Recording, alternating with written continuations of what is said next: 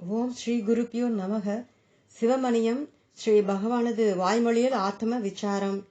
ஐரோப்பிய பெண்மணி ஒருத்தர் ஊருக்கு கிளம்பும் தன்னையும் தன் குடும்பத்தையும் ஆசீர்வாதம் பண்ண வேண்டினார். பதில்: நீங்க நினைக்கிற மாதிரி சன்னதியை விட்டு நீங்க எங்கேயும் போகல. சன்னதி எங்கும் இருக்கு. உடம்பு ஒரு இடத்துல இருந்து இன்னொரு இடம் போறது. ஆனாலும் சன்னதியை விட்டு போறது இல்லை. பரம்பொருளோட சாநித்தியத்தை விட்டு யாரும் போக முடியாது. இங்க உங்களை ஒரு உடம்பாவும் பகவானை ஒரு உடம்பாவும் இரண்டு தனிப்பட்ட ஆள்கள்னு பார்க்கறதால இங்கே இருந்து போறேன்னு சொல்றேன். நீங்க எங்கே இருந்தாலும் நான் அங்கே இருப்பேன். என்னை விட்டு போக முடியாது. யாத்திரை வந்த பஞ்சாபிகள் கேட்டது கேள்வி: கடவுளை நம்புறவங்களுக்கு சரி, மற்றவங்களுக்கு அவங்க கேட்குறாங்களே கடவுள் இருக்காரான்னு.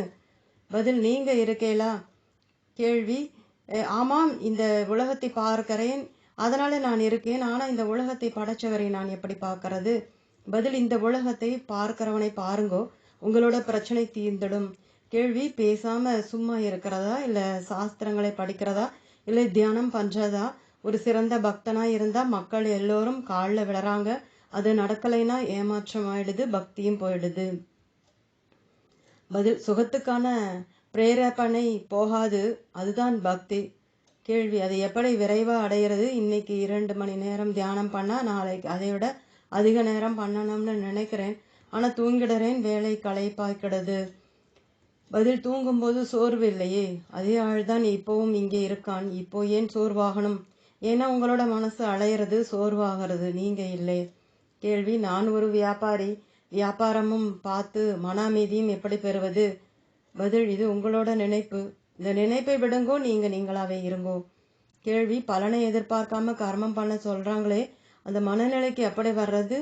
பதில்: எந்த மனநிலைக்கும் வர வேணாம், இப்போ இருக்கிற நினைப்பை போக்கிக்கோங்க, அவ்வளவுதான். கேள்வி: அதுக்கு தேவையான பக்தி எப்படி பெறுவது? பதில்: நினைப்பு இல்லாம இருக்கிறது தான் பக்தி. கேள்வி: மனோபலத்தாலே பாரிஸ்ல ஒருத்தர் டாக்டர் கோ, படிக்காதவர், தீர்க்க முடியாத வியாதிகளை எல்லாம் தீர்க்கிறார். அவர் சக்தி உனக்குள்ளேயே இருக்கு, நோயை குணப்படுத்த அதை வளர்த்துக்கங்க என்கிறார். பதில்: அதே மனோபலத்தாலே தான் நோய்க்கெல்லாம் இருப்பிடமான உடம்பே வர்றது. கேள்வி: நாம நினைக்கிறது நடக்கும்ங்கிறாங்களே. பதில்: அந்த நினைப்பு முக்திக்காக இருக்கணும். கேள்வி: கடவுள் தான் நினைப்பை வரவிடாம பார்த்துக்கணும். பதில்: இது மறுபடியும் நினைப்பு தான். எது பிறந்ததோ அது இந்த கேள்வி கேட்கட்டும், நீங்க இல்லை, அதனால நீங்க மனமற்று இருங்கோ. ராவல்பிண்டியிலிருந்து தரிசிக்க வந்த ஒருவர் கேட்டார். கேள்வி: ஆத்மாவுக்கு உருவம் இல்லை, அதை எப்படி தியானிக்கிறது? பதில்: ஆத்மாவுக்கு உருவம் இல்லை, பிடிக்க முடியலைங்கிறதை விட்டுடுங்கோ. மனசை பிடிக்க முடியாதா? அதை பிடிச்சுக்கோங்கோ, அது ஆத்மாவுக்கு கூட்டி கொண்டு போகும். கேள்வி: மனமும் சூட்சுமம் தான், அது ஆத்மா மாதிரி தான். எப்படி மனத்தோட இயல்பு தெரிஞ்சுக்கிறது? எல்லா படிமானமும் பிரயோஜனம் இல்லைன்னுட்டீங்க, எதை பிடிச்சுத்தான் நிக்கிறது? பதில்: மனசு எங்கே நிக்கிறது? கேள்வி: அது எங்கே நிக்குது? பதில்: மனசையே கேளுங்கோ. கேள்வி: நான் உங்களை கேட்கிறேன், மனம் ஒரு நிலை படணுமா? பதில்: கேள்வி: மனசோட சுபாவம் என்ன? அது உருவமற்றது, குழப்புது. பதில்: ஏன் குழம்பரேல்? கேள்வி: சாஸ்திரங்கள் மனதை ஒருநிலைப்படுத்த சொல்லுது, என்னால முடியலை. பதில்: எந்த சாஸ்திரத்தை வச்சு நீங்க இருக்கிறதை தெரிஞ்சு கொண்டேல்? கேள்வி: அது அனுபவம், ஆனா நான் தியானம் பண்ணணும், ஒரு நிலைப்படணும். பதில்: நினைப்பு இல்லாம இருங்கோ, எதையும் பிடிக்காதல், எதுவும் உங்களை பிடிக்கல, நீங்க நீங்களா இருங்கோ. கேள்வி: எனக்கு நான் எந்த நிலைப்பாட்டில இருந்து தியானம் பண்றதுன்னே புரியல, என் மனசையே நான் தியானம் பண்ணவா? பதில்: யாரோட மனசு? கேள்வி: என் மனசு. பதில்: நீங்க யார்? இந்த கேள்வியே எல்லாத்தையும் சரி பண்ணிடும். கேள்வி: பகவான் நினைப்புகளை போக்க சொல்றீங்க, நான் எதை தியானம் பண்ணினா நினைப்பெல்லாம் போகும்? நினைப்பெல்லாம் போன நான் எப்படி இருப்பேன்னு தெரியலை, எதை ஒரு நிலை படுத்துறதுன்னு தெரியலை. பதில்: யாருக்கு ஒரு நிலை? கேள்வி: மனசுக்குத்தான். பதில்: அப்போ மனசையே ஒரு நிலைப்படுத்துங்கோ. கேள்வி: எதுவுமே இல்லை. பதில்: நீங்க தான் பதில் சொல்லணும். மனம்னா என்ன? நீங்க ஏன் ஒரு நிலைப்படுத்தணும்? கேள்வி: எனக்கு மனசுன்னா என்னன்னு தெரியலை, நான் பகவானையே கேட்கிறேன். பதில்: பகவானுக்கு மனசை தெரியாது, கேள்வி கேட்கிறவாதான் மனசை அது என்னன்னு கேட்கணும். கேள்வி: பகவான் மனதை நினைப்பு இல்லாம பண்ண சொல்றீங்க. பதில்: அதுவும் நினைப்பு தானே. கேள்வி: எல்லா நினைப்பும் போச்சுன்னா என்ன மிஞ்சும்? பதில்: மனம் நினைப்பிலே இருந்து வேறையா? கேள்வி: இல்லை, மனம் நினைப்புகளாலே ஆனது. எந்த நினைப்பும் இல்லைன்னா மனசை எப்படி ஒரு நிலைப்படுத்த முடியும்? பதில், இதுவும் நினைப்புதானே. கேள்வி, ஆமா, நான் ஒரு நிலைப்படுத்தணும்னு அறிவுறுத்தப்படுறேன். பதில், ஏன் ஒருமுகப்படணும்? நினைப்புகளை அது பாட்டுக்கு அது இஷ்டத்துக்கு ஏன் விடக்கூடாது? கேள்வி, சாஸ்திரங்கள் நினைப்புகளை அப்படி விட்டா நம்மளை குட்டிச்சுவராக்கிடும்னு சொல்லுது. அதாவது மாயையில மாட்டி விட்டுடும். பதில், அப்போ மாயையில மாட்ட விரும்பல. உங்களோட நினைப்பு தான் மாயையும் மாறிக்கொண்டே இருக்கிறதும். நீங்க உண்மையை பிடிச்சுக்க விரும்புறேன். நான் அதைத்தான் நினைப்ப விடுங்கோங்கிறேன். நினைப்பு தான் பொய். கேள்வி, எனக்கு இப்ப புரியுது. ஆனா ஒரு சந்தேகம். கீதை ஒரு கடுகு கூட கர்மம் பண்ணாம சும்மா இருக்க முடியாதுன்னு சொல்றப்ப எப்படி நான் நினைப்பு இல்லாம இருக்க முடியும்? பதில், அதே கீதை தான் எல்லா தர்மங்களும் நடந்தாலும் நான் எதையும் செய்யலேன்னு சொல்றது. உலக காரியங்களும் சூரியனும் மாதிரி. ஆத்மா நிஷ்கிரியம், எந்த வேலையும் செய்யாது. ஆனா நினைப்பு கிளம்பும், அடங்கும். ஆத்மா பூரணம், மாறாதது. மனம் வரையற்றது, மாறும். உன்னுடைய கட்டுக்கள் தான் விடுபடணும். உங்களுடைய பூரண நிலை தானே வெளிப்படும். கேள்வி, அதுக்கு அருள்தான் வேணும். பதில், அருள் எப்பவும் இருக்கு. அதுக்கு சரணடையணும், அதுதான் வேணும். கேள்வி, நான் சரணடைகிறேன். நானா தவறா போனாலும் என்னை வலுக்கட்டாயமா எழுத்துக்கணும்னு பிரார்த்தனை பண்ணிக்கிறேன். பதில், இதுதான் சரணடைகிறதா? எந்த கேள்வி எந்த நிபந்தனையும் இல்லாத போதான் சரணடைகிறது முழுமையாகிறது. கேள்வி, நான் சரணடைகிறேன். சரி, நான் சரணடைகிறேன். ஆத்ம சமுத்திரத்திலே முத்து கொளிக்கிறப்ப குதிக்கிற மாதிரி குதிக்கிறேன். பதில், ஏன்னா நீங்க உங்களை அறிவுக்கு வெளியே இருக்கிறதா நினைச்சு கொண்டு இருக்கேள். கேள்வி, பிராணாயாமம் பண்றேன், அதனால உடம்புல சூடு ஏற்படுது, என்ன செய்யணும்? பதில், மனசு குளிர்ந்தா சூடு போயிடும். கேள்வி, உண்மைதான், அது ரொம்ப கஷ்டம். பதில், இந்த நினைப்பு தான் தடை. யாரோ ஒருவர் கேட்டார். கேள்வி, அருணாச்சலத்தை சுத்தி 30 மைல் தூரம் வசிக்கிறவங்களுக்கு தீட்சை தேவையில்லை, முக்தி தானே கிடைக்கும்னு சொல்லப்படுதே. பதில், அண்ணாமலையார் ஈசனாம் எந்தன் ஆணையினானேங்கிறார். சுப்ரீம் கோர்ட் ஆர்டர் ஓய், அப்பீல் இல்லே. கேள்வி, புராணமும் சொல்லுது இங்கே பிறக்கிறவங்க சிவகணங்கள்னு. எப்படி ஒரு கஷேத்திரத்துல பிறக்கிறதும் இறக்கிறதும் முக்தியாகும்? எனக்கு புரியல. பகவான் தர்ஷனாத் அப்ர சதசி சிதம்பரத்தை தரிசிச்சா. ஜனனத் கமலாலயே திருவாரூர்லே பிறந்தா. காஷ்யந்து மரணம் முக்திகி காசியிலே இறந்தா. ஸ்மரணாத் அருணாச்சலே அருணாச்சலத்தை நினைக்க முக்தி. கமலாயத்திலே பிறக்கிறதுன்னா என்ன? அதுதான் ஹிருதயம். சிதம்பரத்தை தரிசிக்கிறதுனா என்ன? அறிவோட இருப்பிடத்தை தெரிஞ்சுக்கிறது. காசின்னா என்ன? ஞான ஒளி. அப்படியே அருணாச்சலமும் அப்படி புரிஞ்சுக்கணும். கேள்வி, அப்போ பக்தி அவசியமா? பதில், நம்மளோட பார்வையை பொறுத்து. ஒருத்தர் திருவாரூர்ல பிறக்கிற எல்லாரும், சிதம்பரத்தை தரிசனம் பண்ற எல்லாரும், காசியில மறிக்கிற எல்லோரும், அருணாச்சலத்தை ஸ்மரிக்கிற எல்லோரும் முக்தர்கள்னு பார்க்கிறார். கேள்வி, நான் அருணாச்சலத்தை தான் நினைக்கிறேன், இன்னும் நான் முக்தன் ஆகலையே. பதில், திருஷ்டியை மாத்துங்கோ, அதுதான் வேணும். பார்வை மாற்றம். அர்ஜுனனை என்ன பண்ணித்துன்னு பாருங்கோ. அர்ஜுனனுக்கு விஸ்வரூப தரிசனம் கிடைச்சது. கிருஷ்ணர் சொல்றார், கடவுள்களும் மகான்களும் என்னோட விஸ்வரூப தரிசனத்தை பார்க்க ஆவலா இருக்கா. நான் அவளுக்கெல்லாம் காட்டல, உனக்குத்தான் திவ்ய திருஷ்டி தர்றேன், அதை வச்சு பாருங்கிறார். அப்படி சொல்லிட்டு அவர் உண்மையில எதுவோ அதையா காட்டினார்? இல்லை, என்னவெல்லாம் என்னிடம் பார்க்க ஆசைப்படுறையோ அதையெல்லாம் பாருனார். அதுதான் அவரோட உண்மையான வடிவமா? அப்படின்னா அது மாறாம எப்பவும் இருக்கிறதா இருக்கணுமே. அதுக்கு பதிலா நீ என்ன பார்க்க பெரிய படறையோ அதை பாருங்கிறார். அப்போ விஸ்வரூப தரிசனம் எங்கே இருக்கு? அர்ஜுனன் கிட்டே தான் இருக்கு. அர்ஜுனன் அதிலே கடவுள்களும் மகான்களும் கிருஷ்ணனை கும்பிட்டதை பார்க்கறான். விஸ்வரூப காட்சி கடவுளுக்கும் மகான்களுக்கும் நான் தரலேன்னு சொன்னா, அப்போ அர்ஜுனனோட தரிசனத்தில் தெரிஞ்ச கடவுள்களும் மகான்களும் யார்? அவனோட கற்பனை தான். அவனோட பார்வை காரணமா அப்படி தெரிகிறது. கேள்வி, அப்போ நம்மோட பார்வை கடவுள் அருளாலே மாறணும்.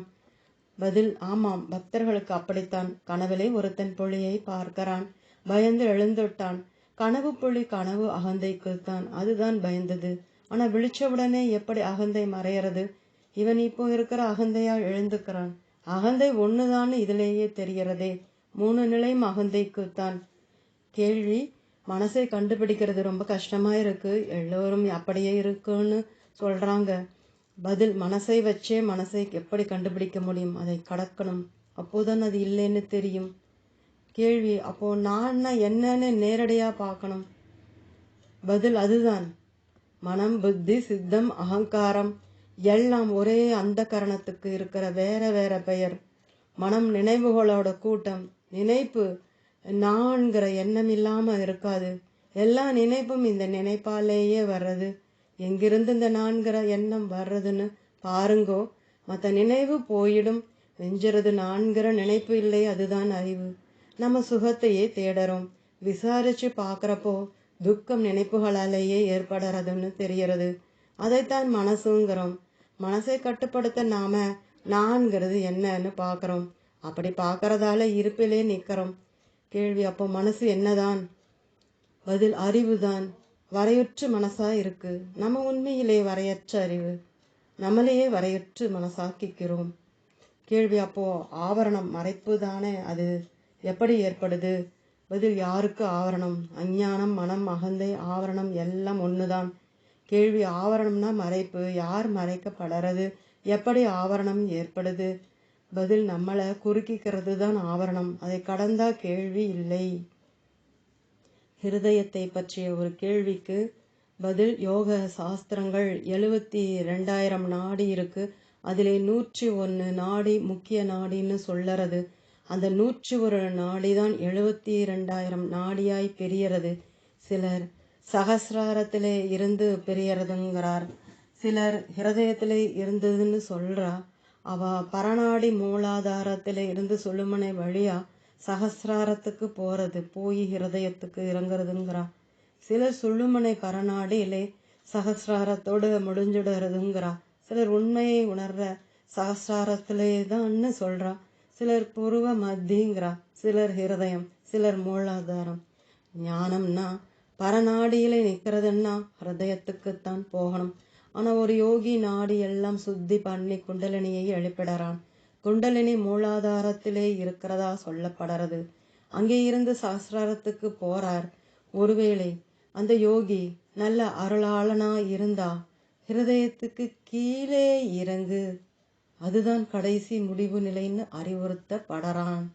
கேட்கலன்னா தூக்கில மாட்டிக்கொண்டு தொங்குற மாதிரி சாகும்போது தொங்குவர். அருள்தான் கீழே இறங்கிவிடும். வேதங்கள் ஹிருதயம் தாமரை மொட்டு கவிழ்ந்து இருக்கிற மாதிரி, வாழைப்பூ மாதிரின்னு சொல்றது. அணுமாத்திரமா ஒரு பிரகாசமான இடம். நெல்மணியின் நுனி அளவு ஜோதி மாதிரி அதனுள்ளே அதீதமான பிரம்மம் இருக்கிறது இப்படின்னு சொல்றது. அந்த ஹிருதயம் எது? மாம்ச உறுப்பு இல்லை. ஹிருதயம்னா ஹிருத்து கூட்டல் அயம், இதுவே மையம். எங்கிருந்து மனம் உதிக்குமோ ஒடுங்குமோ அதுதான் ஆத்மாஸ்தானம். அங்கேயேதான் ஆத்ம ஞானமும். அதுதான் ஆத்மான்னு நான் சொல்றதை அது ஏதோ உடம்புல இருக்கிற இடம்னு தவறா புரிஞ்சுக்கிறா. தூங்கும்போது ஆத்மா எங்கே இருக்குன்னு கேட்டா உடம்புல இருக்குன்னு சொல்றா. இருட்டிலே ஒருத்தன் இருக்கிற மாதிரி தூங்கும்போது உடம்பை தெரியாம உலகமும் தெரியாம இருக்குன்னு சொல்றவாளுக்கு அதோட ஸ்தானத்தை உடம்பிலே ஒரு இடத்திலே சொல்ல வேண்டியதா இருக்கு. அந்த இடம்தான் ஹிருதயம். அதை ஸ்தூல மாம்ச ஹிருதயத்தோட குழப்ப கூடாது. ஒருத்தன் கனவு காணும் போது தன்னையும் தன்னை சுத்தி இருக்கிறதையும் அவனேதான் படைக்கிறான். கனவு முடிஞ்சதும் எல்லாம் அவனுக்குள்ளேயே போயிடுறது. ஒண்ணுதான் பலவாகிறது பார்க்கிறவனோட சேர்த்து. அப்படியேதான் விழிப்பிலேயும் ஒண்ணுதான் பலவாகிறது. நம்ம பார்க்கிற உலகம் உண்மையிலேயே நாம தான். ஒரு வானசாஸ்திரி விஞ்ஞானி புதுசா ஒரு நட்சத்திரத்தை கண்டுபிடிக்கிறான். அதே நட்சத்திரம் கணக்கில்லாத தொலைவிலே இருக்குங்கிறான். அதோட ஒளி பூமிக்கு வந்து சேர ஆயிரக்கணக்கான ஒளி ஆண்டுகள் ஆகுங்கிறான். சரி, உண்மையிலேயே நட்சத்திரம் எங்கே இருக்கு? பார்க்கிறவனிடம் தானே. ஆனாலும் மக்கள் இந்த பிரபஞ்சம் எவ்வளவு பறந்தது, சூரியனோட பெருசு, அவ்வளவு தூரத்துல இருக்கிறது எப்படி நம்மளுக்குள்ள இருக்குன்னு ஆச்சரியப்படுறா. இந்த ஆகாயம் அதோட எல்லையற்ற தன்மை, இதோட புதிர் எல்லாம் நம்மளோட மனம்தான். அப்போ எப்படி உலகம் மனசுல இருக்கும்? இது இருக்குன்னு நீ பார்க்கறதுனாலே அதை ஒளிர்விக்கிற ஒரு விஷயத்தை நீ ஒத்துக்கொண்டே தீரணும். இந்த உலகம் எல்லாம் தூங்கும் போது இல்லை, விழிச்ச உடனே வந்துடுறது. அப்போ இந்த உலகத்தை ஒளிர்விக்கிற ஒளி சாஸ்வதம் இல்லை. அதுக்கு ஒரு ஆரம்பமும் முடிவும் இருக்கு. ஆனா நான் இருக்கிறது இடைவிடாம மாறாம இருக்கு. அப்போ அது முன்னாடி சொன்ன ஒளியா இருக்க முடியாது. உலகத்தை ஒளிர்விக்கிற ஒளி வேற, ஆனா அது தனியா இல்லை.